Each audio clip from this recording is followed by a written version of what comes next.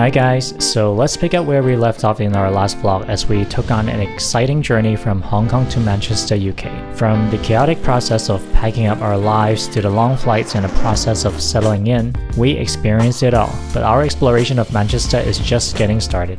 Over the past month, we've been out and about, exploring the city and discovering hidden gems along the way, so without further ado, let's dive right in.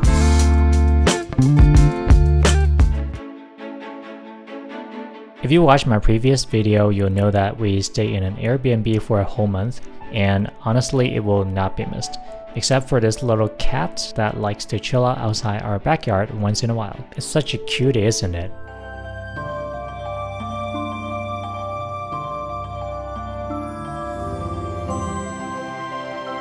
So here we are at our new home, and it's pretty bare bones at the moment. Like, we're talking zero furnitures here. So where do you go when you need to furnish a house? Well, you guessed it, IKEA. But since I'm always on a hunt for a bargain, naturally I'll scroll through Facebook Marketplace to find the best secondhand deals. This particular sofa we bought at half the retail price, so pretty happy about it.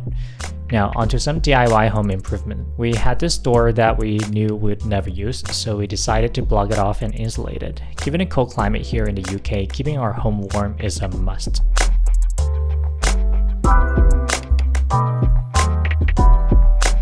And this is our dinner table for the night. Fancy, right?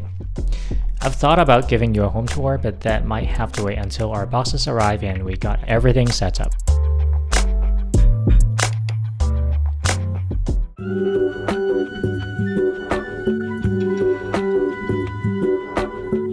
Speaking of bargains, we decided to take a little day trip to the Cheshire designer outlets, not just for us, but also to pick up a few things for our friends back in Hong Kong. Like and subscribe. Like and subscribe! And we tried slim chicken for the first time. Yum.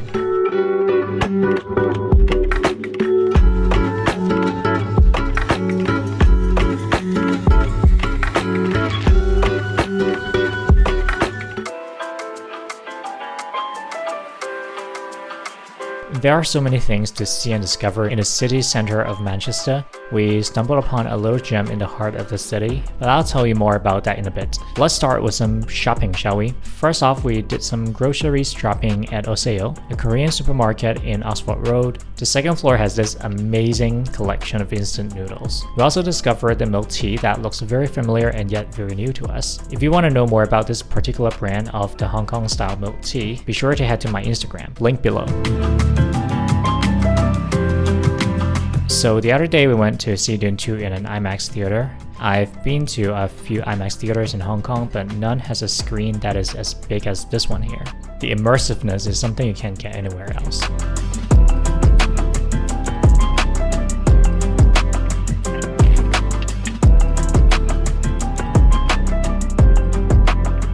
Okay, onto the little gem that I talked to you about, the Portico Library. This library was founded in 1806, and on the outside it looks just like a Greek temple. The entrance is at the side of the building. Upon entering, you'll take a windy staircase up to the main room.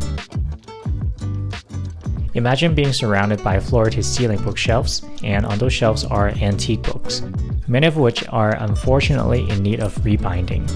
Also, if you need to check out a book from those shelves, you'd have to ask a staff member to take out a book for you.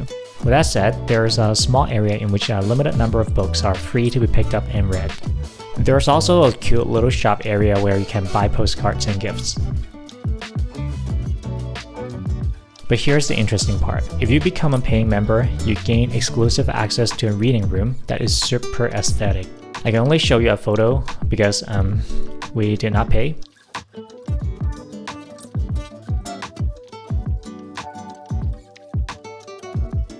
What's more interesting is that the library is also a great lunch spot. Sounds weird, but the main room of the library doubles as a cafe, so you can enjoy a nice lunch there while admiring the glass dome ceiling above you. Or the weather vane.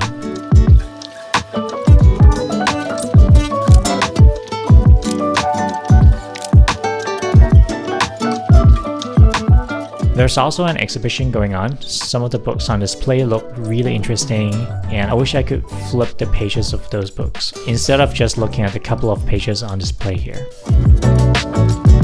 So if you ever find yourself in Manchester, it's definitely worth your time to visit the Portico Library.